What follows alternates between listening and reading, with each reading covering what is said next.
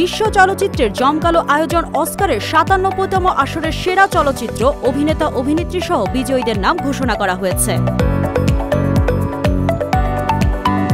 মার্কিন যুক্তরাষ্ট্রের loss অ্যাঞ্জেলসের Dolby থিয়েটারে এবারের আসরের পুরস্কার ঘোষণা করা হয়। যে ছবিগুলো পুরস্কার পেয়েছে চলুন দেখে আসি তাদের এক ঝলকে।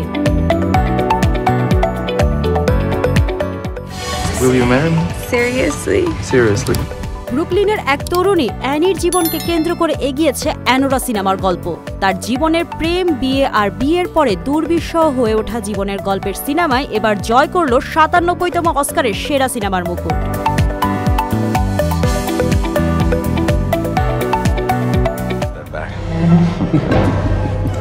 They do not want us here.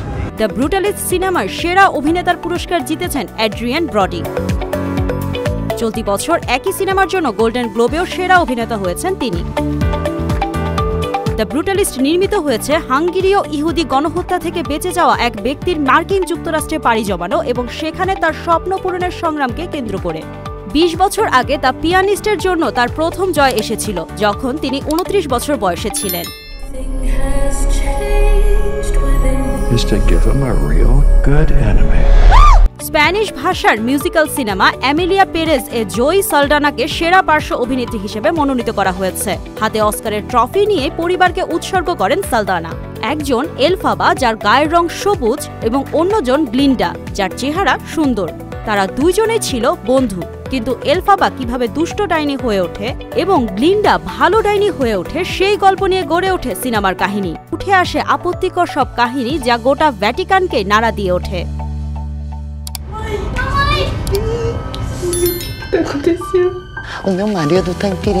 Brazilian চলচ্চিত্র আই এম স্টিল হিয়ার সেরা আন্তর্জাতিক ফিচার মুভি হিসেবে পুরস্কার পেয়েছে। এটা একটা প্রেম ট্র্যাজেডি নিয়ে হৃদয় বিদারক সিনেমা।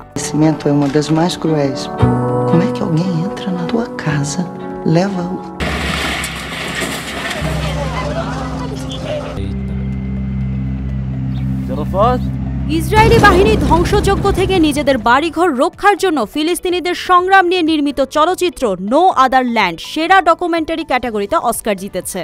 ফিলিস্তিনের অ্যাক্টিভিস্ট বাসেল আদ্রা ও ইসরায়েলি সাংবাদিক ইউভাল আব্রাহাম তাদের ডকুমেন্টারিতে মূলত ফিলিস্তিনি জনগণের জাতিগত নির্মূল বন্ধের আহ্বান জানিয়েছেন।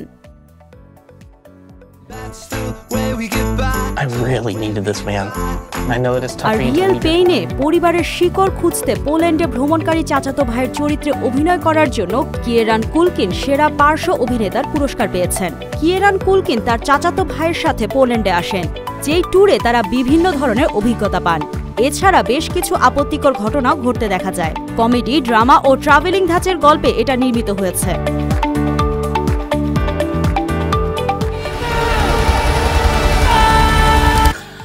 দানি ভিলনার পরিচালিত ডিওন পার্ট 2 এর গল্প নেওয়া হয়েছে ফ্রাঙ্ক হারবার্টের লেখা উপন্যাস ডিওন থেকে।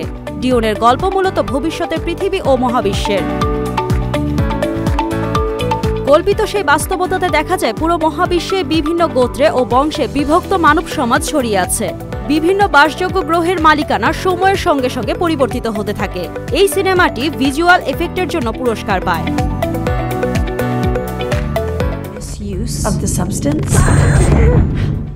ডেমি মুর টেলিভিশনের একজন ৫০ বছর বয়সের ফিটনেস ট্রেনার, কিন্তু তার বয়স হয়ে যাবার কারণে টিভি প্রডিউসার তাকে আর রাখতে চায় না।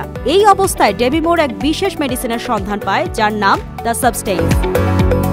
এটা ব্যবহারের ফলে সে এক নতুন টকবগে নারীতে পরিণত হয়, যার নাম সুই। এরপরই ঘটতে থাকে অনাকাঙ্ক্ষিত সব ঘটনা। এইসব ঘটনা নিয়ে ছবির কাহিনী গড়ে ওঠে। সেরা রূপসজ্জা ও হেয়ার স্টাইলের জন্য এটা জিতে নেয় অস্কার। এবছর সেরা অ্যানিমেশন সিনেমা ক্যাটাগরিতে একাডেমি অ্যাওয়ার্ড অস্কার জিতে নিল ফ্লো।